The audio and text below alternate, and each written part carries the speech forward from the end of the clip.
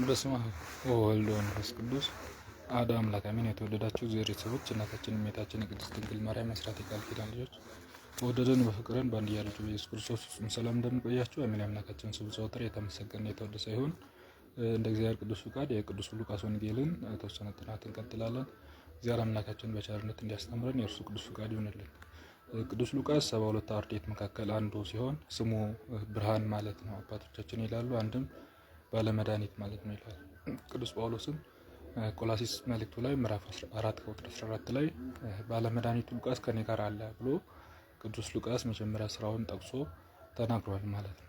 እንግዲህ ሐዋርያት ከተለያዩ አይነት ስራ የተጠሩ ሲሆን ቅዱስ ሉቃስም በሕክምና አገልግሎት ካለበት የተጠራ መሆኑን ቅዱስ ጳውሎስ ነግሮልናል። እንግዲህ ቅዱስ ጳውሎስ ለቅዱስ ሉቃስ መምህሩ ነበር። አንድ ላይ ሰፊ ሐዋርያ አገልግሎቶችን እንደተከታተሉ እንዳገለገሉ ሐዋርያ ስራ ላይ በስውር ስሙን ሳይጠቅስ ቅዱስ ሉቃስ ሐዋርያ ስራ ላይ የሐዋርያውን የመምህሩን የቅዱስ ጳውሎስን ተግባር ደግሞ በስፋት የሐዋርያ ስራ ላይ ይጠቅስልናል። እንግዲህ ተማሪ ደቀ መዛሙርት የአባቶቻቸውን የመምህራንን ሕይወት መጽሐፍ ለትውልድ ማስተላለፍ እንደሚገባ ቅዱስ ጳውሎስ በሚገባ አሳይቶናል። የሐዋርያት ስራ መጽሐፉ ይበል እንጂ የሐዋርያው ስራ ማለት ይቻላል። ምክንያቱም ከምዕራፍ 9 ጀምሮ የሐዋርያውን የቅዱስ ጳውሎስን ሰፊ የሆነውን አገልግሎት በመዳሰስ 28ን ምዕራፍ ይጨርሳል ማለት ነው።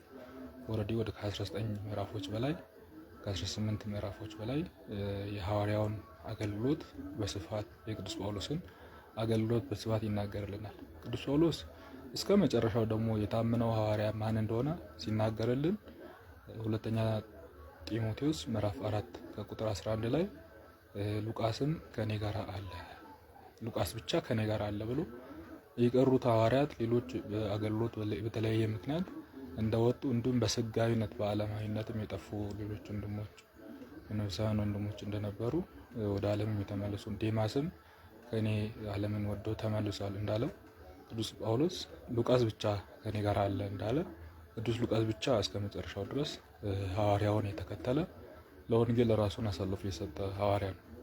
ቅዱስ ሉቃስ ባለመድኃኒት ብቻ ይባል እንጂ ሶስት ነው ሕይወቱ ላይ የነበሩ ተግባራት። ስዕል የመሳል ጥበብ ነበረው።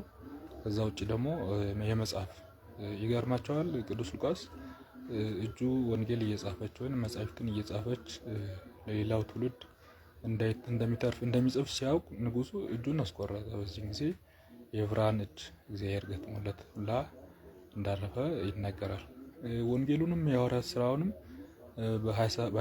በ35 የሐዲስ ኪዳን መጻሕፍት መካከል ሁለቱን የጻፈ ቅዱስ ሉቃስ እንደሆነ አባቶቻችን ይናገሩልናል። ብቻም አይደለም ወንጌሉንም ሐዋርያት ስራውንም ለቴዎፍሎስ ለተባለ አንድ እረኛ ቅዱስ ሉቃስ ሰማዕት ሊሆን ሲሄድ ለአንድ እረኛ እንደጻፈው ጽፎ እንደሰጠው ይናገራሉ ማለት ነው። እና ቅዱስ ሉቃስ በሶስቱ ተግባራት ላይ ያለ በሕክምናው በስዕነ ስዕሉና በጸሐፊነቱ አጻጻፉም ስልት በጣም ስዕላዊ በሆነ ገላጭ በሆነ መልኩ ቅዱስ ሉቃስ ይጽፍልናል። ወንጌሉ ላይ በጣም ውብ የሆኑ ታሪኮች በቃ ሳናስባቸው ታሪኮቹን አንብበን ጨርሰን ሳይሰማን የሚያልቁ በጣም ውብ የሆኑ ታሪኮች ያሉበት ወንጌል ነው የጻፈልን። በአመዛኙ ከቅዱስ ማርቆስና ከቅዱስ ማቴዎስ ጋር የተመሳሰሉ ቢሆን ለየት ያሉ ሀሳቦች ያሉባቸው ጋር ጥቂት ነገር እንመለከታለን። እግዚአብሔር አምላካችን በቸርነት እንዲያስተምረን የእርሱ ቅዱስ ፈቃዱ ይሁንልን። ቅዱስ ሉቃስ እንዳልኳችሁ ወንጌሉን የጻፈልን ለቴዎፍሎስ ለተባለ ሰው እንደሆነ ቅዱስ ሉቃስ ራሱ በራሱ ወንጌል መግቢያ ሰርቶ የጻፈ ወንጌላዊ ነው።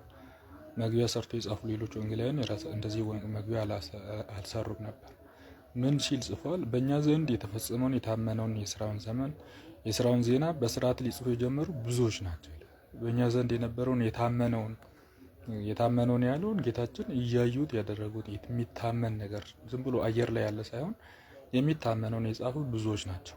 ከኛ አስቀድሞ በዓይን ያዩትን የቃሉ አገልጋዮች የነበሩ እንዳስተላለፉ የከበር ቴዎፍሎስ ሆይ ከመጀመሪያ ተከትዬ ሁሉንም በየተራው እውነተኛ ጽፍልህ ዘንድ መልካም ሆኖ ታየ።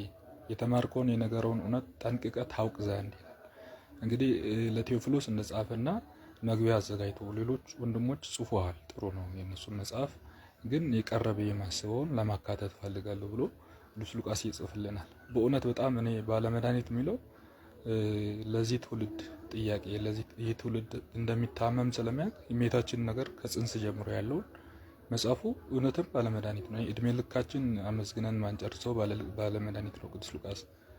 ማናችንም ቢሆን እመቤታችን ከእግዚአብሔርን ወለደች ሲባል ሊሰማን የሚችለው ሉቃስ ባይጽፍልን ኖሮ ምን ሊሆን እንደሚችል ይታወቃል። በጣም ከባድ ነው፣ ለማመን የሚከብድ ድረስ ማለት ነው። እንኳን ተጽፎ ሰው ማመን ከብዶታል።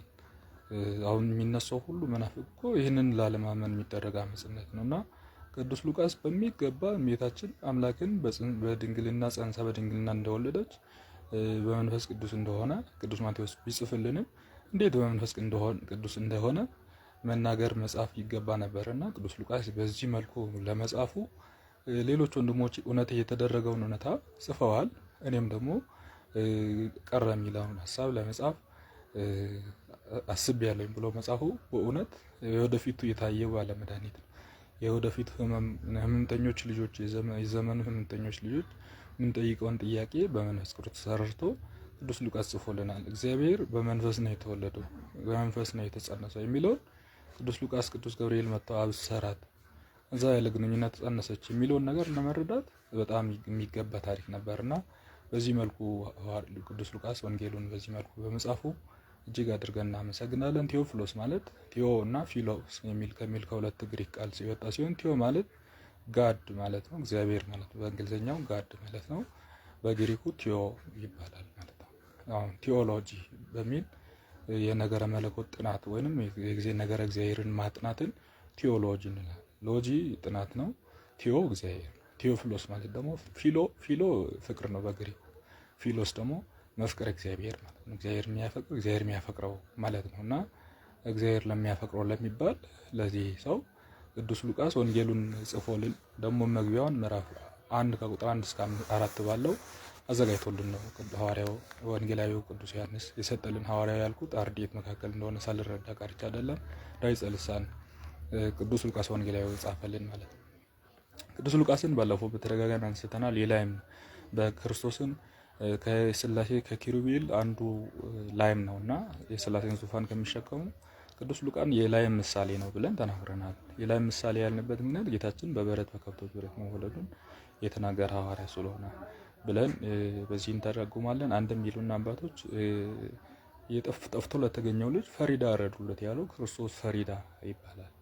የታረደው ፈሪዳ ሰው ጠፍቶ ሲመለስ መታረቂያችን ፈሪዳ ክርስቶስ ስጋና ደም ነውና በዚህ መልኩ አምላካችን ታርዶ የሚበላ መሆኑን የጻፈ ሐዋርያ በመሆኑ በምሳሌ ተናገረም ስለሆነ ቅዱስ ሉቃስ የላይም ምስል ካሉ ከኪሩቤል አንዱ እንላለን ማለት ነው።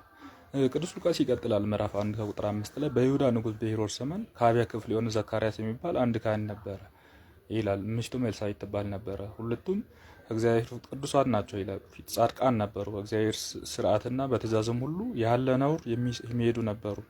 ልጅም አልነበራቸውም። ኤልሳቤጥም መካን ነበረች እና ሁለቱም አርጅተው ነበር፣ ከዘመናት አልፎ ነበር። እንግዲህ ከይሁዳ ንጉሥ ከሄሮድስ ይልና ያሉበት እስራኤላውያን ስርዓት የሚፈጽሙበት አካባቢውን ይጠቅስልናል። ሄሮድስ ስመ መንግስት ነው። ሄሮድስ ማቴዎስ ወንጌል ምዕራፍ